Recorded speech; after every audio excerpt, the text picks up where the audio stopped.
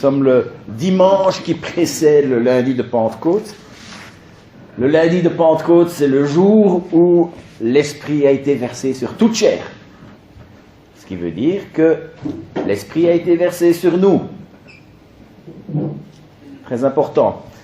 Un jour, j'ai voulu étudier par rapport à... J'ai fait une prédication par rapport au Saint-Esprit, j'ai commencé à faire mes recherches, c'était en début de ministère. Je suis tombé sur un homme qui avait fait des catégories. Il avait pris tous les versets qui parlent du Saint-Esprit et il les a mis en catégories. Il y avait 50 catégories différentes. Le Saint-Esprit ne fait pas une seule chose. Le Saint-Esprit agit en tout cas, lui, il avait trouvé 50 manières différentes dans la Bible. Aujourd'hui, je vais en parler de une. Et c'est justement par rapport à ce passage dans 2 Corinthiens qui est dans la continuité de ce que nous sommes en train d'étudier en ce moment. 2 Corinthiens 1, 12 à 14. Car ce qui fait notre gloire, c'est ce témoignage de notre conscience que nous nous sommes conduits dans le monde et surtout à votre égard avec sainteté et pureté devant Dieu. Non pas avec une sagesse charnelle, mais avec la grâce de Dieu. Nous ne vous écrivons pas autre chose que ce que vous lisez et ce que vous reconnaissez. Et j'espère que vous le reconnaîtrez jusqu'à la fin, comme vous avez déjà reconnu en partie que nous sommes votre gloire, de même que vous serez aussi la nôtre. Le jour du Seigneur. Prions. Seigneur notre Dieu, merci pour ta parole. Merci parce que par ton Saint-Esprit, tu nous permets de la posséder, de la lire, de la comprendre. Seigneur, nous voulons bien la comprendre. Seigneur, nous voulons bien l'appliquer à nos vies. Tu as adressé ces merveilleuses paroles à ton Église il y a 2000 ans. Et au travers des années, tu as protégé cette parole pour que nous puissions l'avoir entre les mains aujourd'hui. Seigneur, nous voulons l'approcher avec le respect qu'il mérite et reconnaître en elle l'autorité, que s'il n'y a que cette parole qui peut nous dire nos 4 vérités. Il n'y a que cette parole qui peut nous ordonner. Et nous voulons être des enfants obéissants. Nous voulons être à l'image du petit Samuel. En disant, parle Seigneur, tes serviteurs écoutent. Au nom de Jésus. Amen. Quand on lit ce passage entre les lignes, on voit que Paul, il a dû essuyer des graves critiques, là-bas, à Corinthe. Voire peut-être carrément des insultes. Ce qu'il est en train de dire ici, c'est qu'il tient très fort à eux. Et qu'il sait qu'il n'a rien à se reprocher. Il y a une phrase dans le verset 12 qui m'a plongé dans toute une série de réflexions. Cette idée, le témoignage de notre conscience. Qu'est-ce que c'est que la conscience? Est-ce que la conscience c'est bien? Est-ce que c'est mal? Ou est-ce que ça dépend?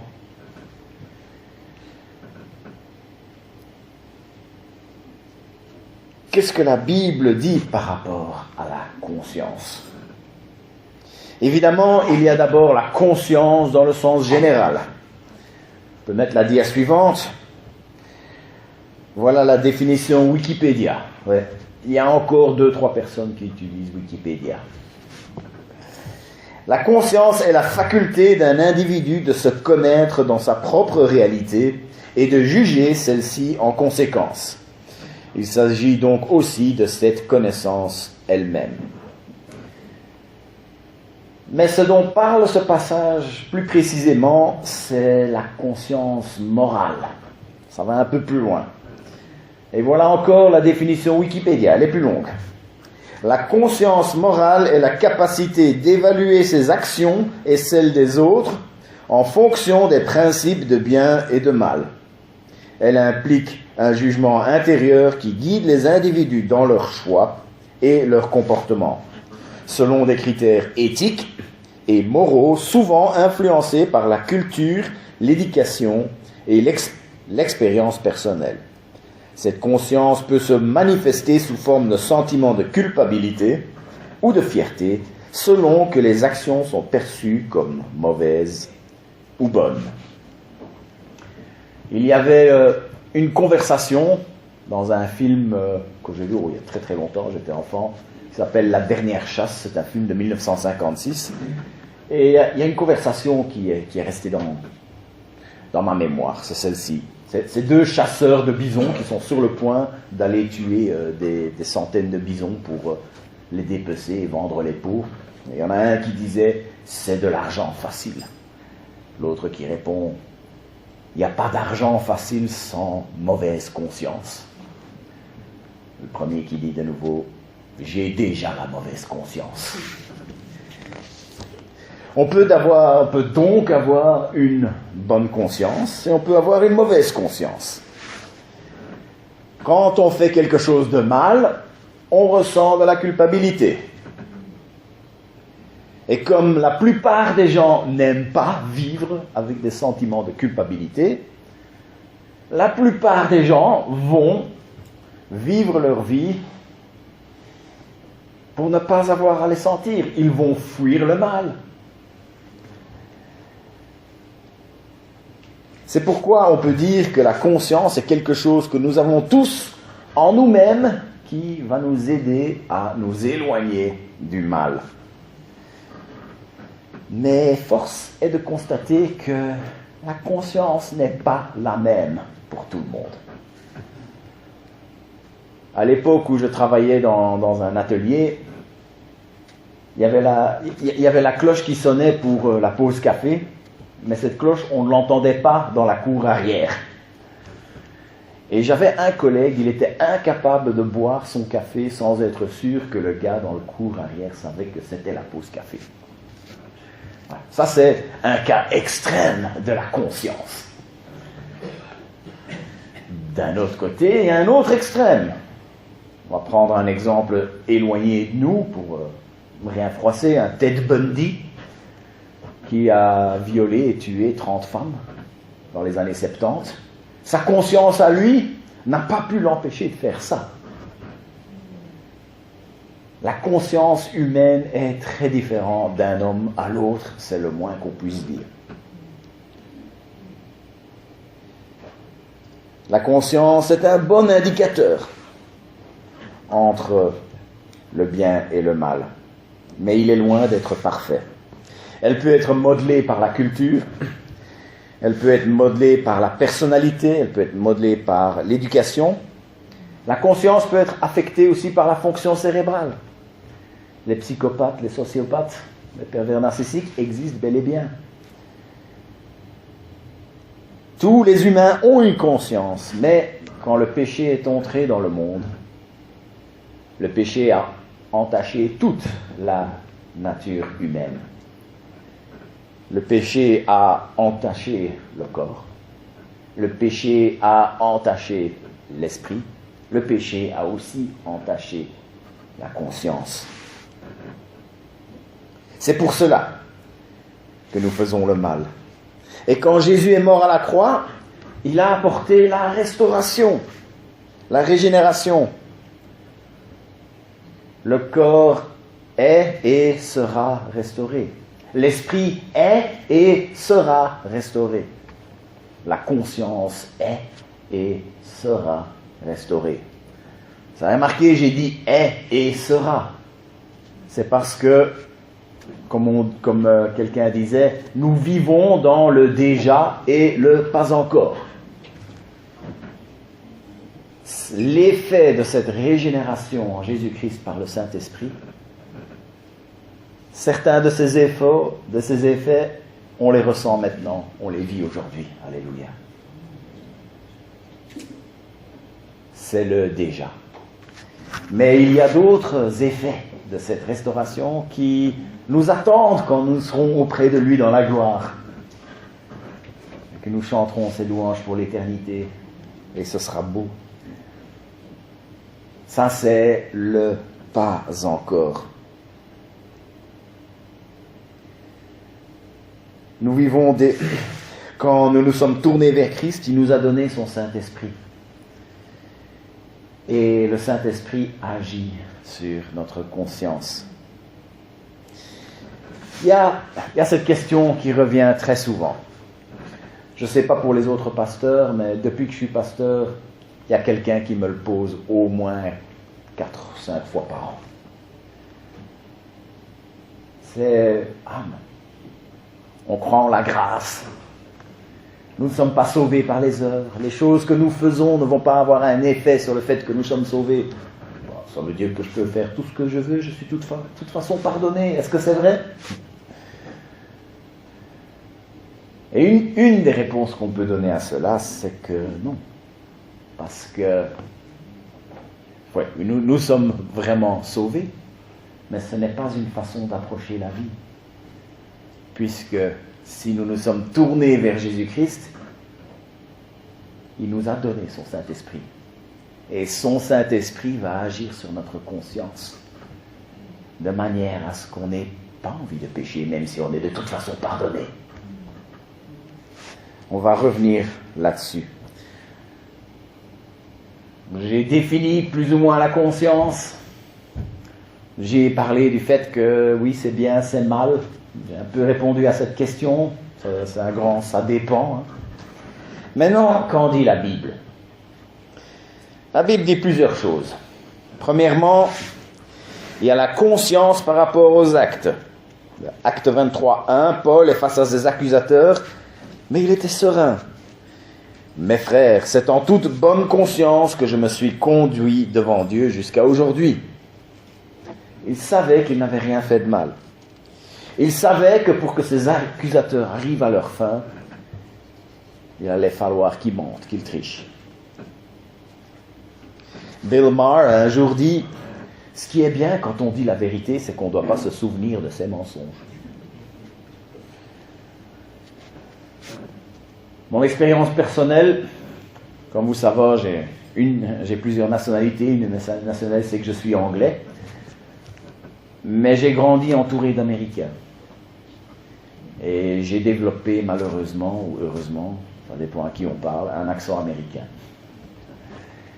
Quand j'ai été faire mes études en Angleterre, évidemment, je me faisais remarquer avec mon accent. Et partout où j'allais, il fallait que j'explique pourquoi je parlais comme ça. Et c'était pelant. Alors j'ai commencé, je me suis dit, j'ai plus envie d'expliquer ça à tout le monde. Je vais faire semblant que je suis Canadien. Je l'ai fait 2 fois. Et très vite, je me suis rendu compte que c'est compliqué de mentir comme ça. Parce que tout de suite, ils disent « Ah, c'est super, de quel coin ?» Heureusement que j'étais allé au Canada. J'étais allé au Canada, alors je pouvais dire « Oui, j'étais là. J'étais à Vancouver, et puis j'ai pu faire ceci, ceci. » Mais les questions devenaient de plus en plus pointues. Et je devenais de plus en plus évasif. Et je voyais bien que des gens trouvaient ça un peu bizarre. C'est pourquoi j'ai décidé, bon, c'est pelant de devoir expliquer toute ma vie, mais voilà. C'est bien plus marrant que de devoir mentir et de devoir chaque fois redouter la question suivante. La vie est quand même plus belle quand on ne doit pas redouter la question suivante. C'est dans notre intérêt d'être intègre. Passer son temps à stresser parce qu'on risque de se faire prendre, ce n'est pas une vie. Passer son temps à porter des sentiments de culpabilité, ce n'est pas une vie. Il est donc bon d'écouter sa conscience. La conscience fait partie de ce qu'on appelle la grâce commune.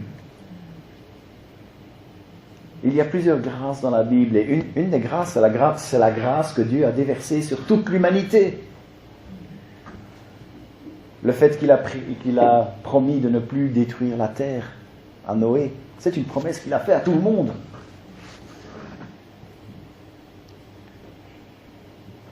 Mais c'est vrai qu'elle n'est pas parfaite comme on a pu le voir.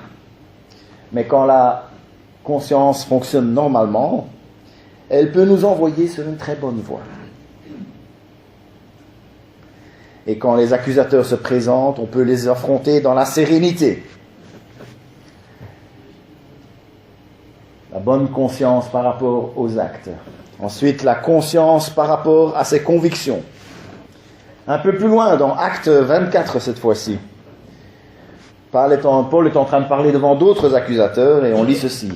« Je t'avoue bien que je sers le Dieu de mes ancêtres selon la voie qu'ils appellent une secte. Je crois tout ce qui est écrit dans la loi et dans les prophètes, et j'ai en Dieu l'espérance, comme ils l'ont eux-mêmes, qu'il y aura une résurrection des justes et des injustes.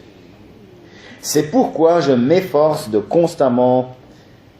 d'avoir constamment une conscience sans reproche devant Dieu et devant les hommes. » Ici, il n'est plus en train de parler de ses actes, il est en train de parler de ça, de ses convictions. Paul avait une motivation pour garder une bonne conscience. Et cette motivation, c'était l'espérance en la résurrection. Notre espérance en Christ est la raison de garder une bonne conscience. Il y a de nombreuses raisons qu'on voudrait rester près de Dieu. Et l'une d'entre elles, c'est qu'ainsi on peut renforcer nos convictions. Après, quand on pense et qu'on agit en fonction de ses convictions, on peut avoir une bonne conscience.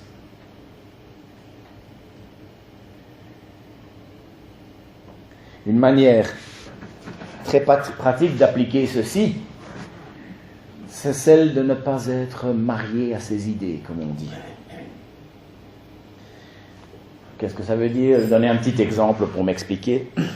Fut un temps où je pensais que la chasse, c'était cruel et inutile. C'était ma conviction. J'y croyais. Dans les conversations, je pouvais en parler. Mais je n'en ai pas fait mon identité. Je n'étais pas Martin, le chasseur des chasseurs. Ou j'en faisais pas. C'était pas. Je ne m'affichais pas forcément comme anti-chasse. Je n'étais pas marié à cette idée. Un jour, j'ai vu une forêt où il y avait beaucoup trop de cerfs. Il était dans un état pas possible. Il était en train de mourir. Il ne restait plus grand-chose. C'est alors que j'ai compris qu'il était nécessaire qu'il y ait des chasseurs qui, de temps en temps, réduisent le nombre. Il n'y avait plus de loups pour le faire. Alors il fallait bien que quelqu'un les fasse à leur place.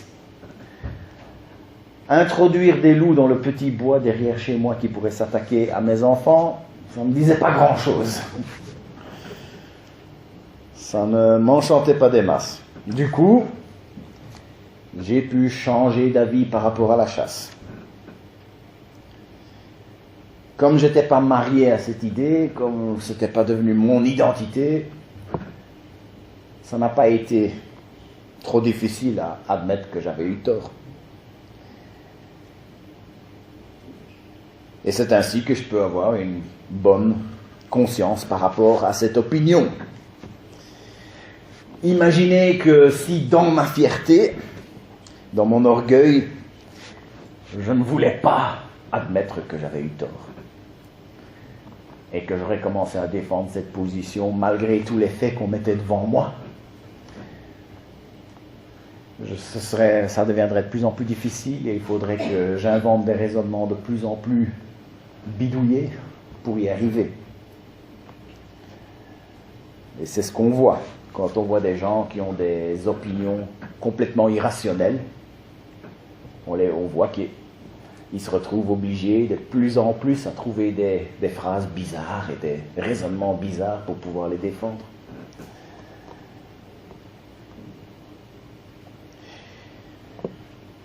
Et puis, quand on en arrive à faire cela, la conscience ne sera pas bonne dans ce cas-là. Quand on se rend compte qu'on a tort, la meilleure chose à faire, c'est de l'admettre. Ça peut peut-être mettre un coup à l'ego, mais la récompense, c'est de retrouver une bonne conscience par rapport à ses convictions. Et j'aime autant de vous dire, avoir une bonne conscience c'est un bien très précieux. C'est une chose très précieuse. Troisièmement, la conscience fait la même chose que la loi. La conscience appuie la loi. Romains 2, 14 à 16. Quand des non-juifs qui n'ont pas la loi font naturellement ce que prescrit la loi, ils se tiennent lieu de loi à eux-mêmes, bien qu'ils n'aient pas la loi. Ils montrent que l'œuvre de la loi est écrite dans leur cœur, car leur conscience en rend témoignage, et leurs pensées les accusent ou les défendent tour à tour. C'est ce qui paraîtra le jour où, conformément à l'évangile que je prêche, Dieu jugera par Jésus-Christ le comportement secret des hommes. Avant l'œuvre de la croix, la seule manière d'être justifié devant Dieu, c'était par la loi. Toutes ces lois qu'on lit dans l'Ancien Testament. Et personne n'a jamais été justifié par cette loi. Vous allez me dire, alors, elle ne servait à rien cette loi. Non. Elle ne servait pas à justifier, d'accord?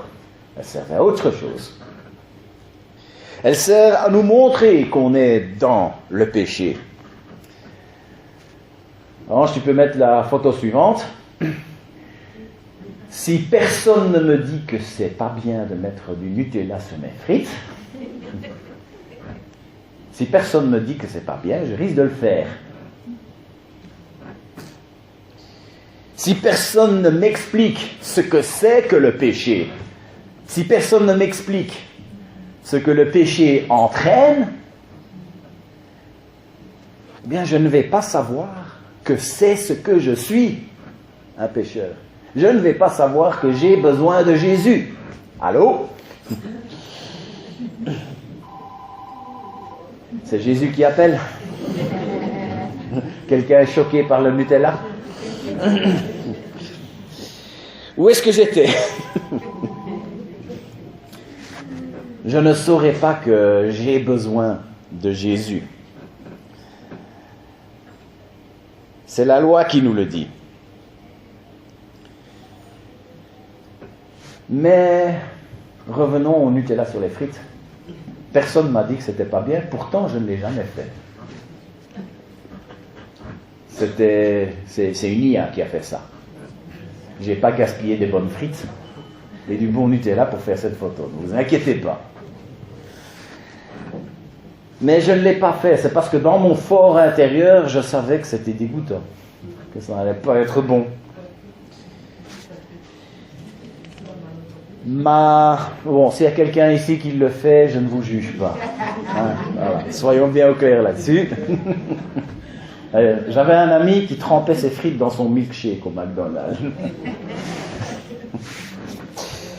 Bon, il faut quand même que je revienne au côté spirituel, parce qu'il y avait quand même une raison spirituelle que je vous raconte ça. J'ai jamais mis de Nutella sur les frites, c'est parce qu'au fort intérieur, je savais que ça n'allait pas être bon. C'est ma conscience qui a fait ce travail. Et c'est la même chose par rapport à la loi et au péché. La conscience que Dieu nous a donnée travaille de la même manière que la loi. Notre conscience est aussi là pour nous dire que nous sommes pécheurs. Notre conscience est aussi là pour nous dire ce que le péché entraîne. Notre conscience est aussi là pour nous dire que nous avons besoin de Jésus. Ce que ce verset nous dit, c'est que quand quelqu'un n'a pas la loi, la conscience effectue le même travail. Puis quatrièmement, la conscience se trouve appuyée par le Saint-Esprit. Romains 9, 1. Je dis la vérité en Christ, je ne mens pas. Ma conscience me rend témoignage par le Saint-Esprit. Certains se disaient, mais il ne parle pas du Saint-Esprit, il parle de la conscience. Ben voilà, on y est. Ma conscience m'en rend témoignage par le Saint-Esprit. La loi est appuyée par notre conscience est appuyée par le Saint-Esprit. Quand on baptise quelqu'un ici, on a l'habitude d'organiser un petit entretien. avec l'équipe, avec le pasteur et l'équipe de responsables. L'idée de la démarche, c'est de nous assurer que cette envie de se faire baptiser est sincère et bien comprise. Moi, je me suis fait baptiser en 1991 et je me souviens assez bien de l'entretien que j'ai eu avec moi dans le bureau de mon pasteur. Il m'a posé pas mal de questions, ça s'est pas trop mal passé. Tout à coup, il m'a posé la question, et le Saint-Esprit? J'avais 16 ans, et je me disais, oh, je ne savais pas trop quoi répondre. J'étais capable d'inventer des trucs, donc j'ai dit quelque chose, et il a dit, oh, c'est bien, mais le Saint-Esprit, ce n'est pas que ça. D'ailleurs, je vais dire ce que j'ai raconté. J'ai raconté une fois où j'avais réussi à me lever, parler devant les gens, et j'avais dit des choses que je ne savais pas d'où ça venait. C'est réellement arrivé une fois. Et il a dit, oui, le Saint-Esprit agit comme ça, parfois. Mais ce n'est pas que ça, le Saint-Esprit. Ça, c'est le Saint-Esprit dans les moments extraordinaires de la vie, mais il y a aussi le Saint-Esprit dans la vie de tous les jours.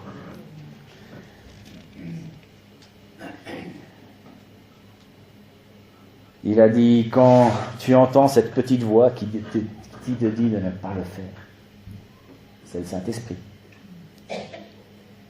Quand on est régénéré, il est dit que nous sommes marqués du sceau de l'Esprit. Le Saint-Esprit fait une empreinte sur nous, et ainsi Dieu reconnaît que nous lui appartenons. Nous recevons les arts de l'Esprit. C'est comme un espèce de petit acompte. Nous recevons un acompte, donc une partie des bénédictions du Saint-Esprit. Nous les recevons, elles sont là sur notre vie. Quand on est régénéré, toute personne qui est réellement de Dieu, il a le Saint-Esprit en lui. Et le Saint-Esprit agit sur notre conscience. Grandir dans la foi, c'est commettre moins de péchés. Et c'est le Saint-Esprit qui fait cela en nous. Plus loin dans ce chapitre, nous découvrons que Paul était accusé de ne pas être une personne fiable. Avant de présenter les faits pour établir la vérité, il explique qu'il avait agi selon sa conscience.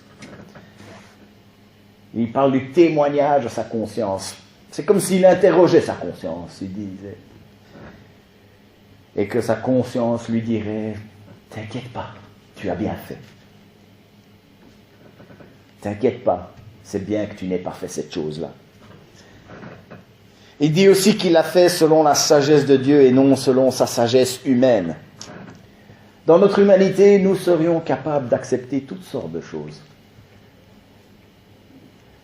Nous autres, les êtres humains, on peut parfois être très doués pour faire de la gymnastique mentale pour pouvoir justifier quelque chose.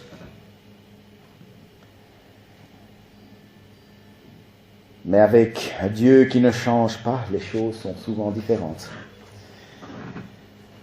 Il y a d'autres choses que j'avais envie de dire sur la conscience, mais si je les mentionnais, c'est comme si j'ouvrais une boîte d'asticots et on passerait beaucoup de temps à aller chercher après ceux qui s'enfuient, et on n'a pas le temps pour ça. Beaucoup d'autres questions viendraient. Alors je vais m'arrêter là.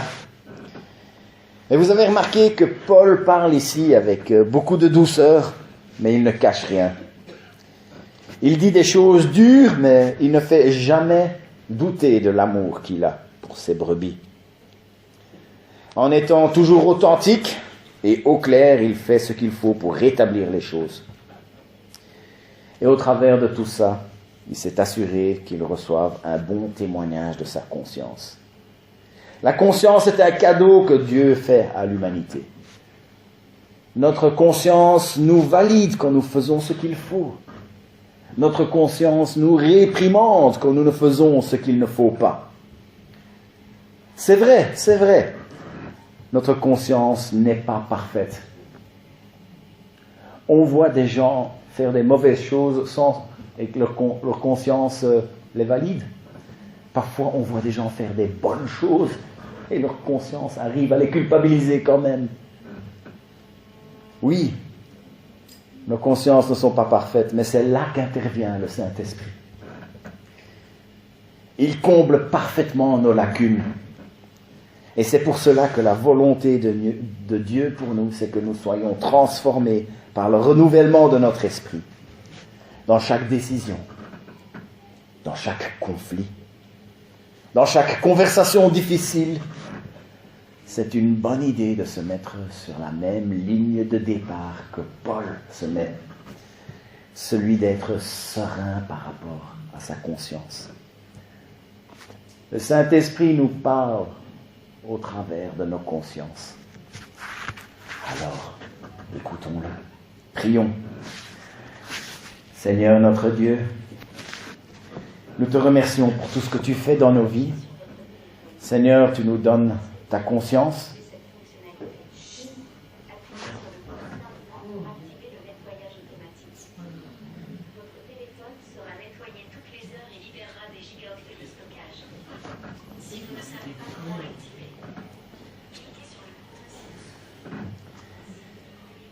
Seigneur notre Dieu, nous voulons te venir devant toi. Seigneur, nous voulons écouter nos consciences. Nous te remercions parce que tu nous l'as donné.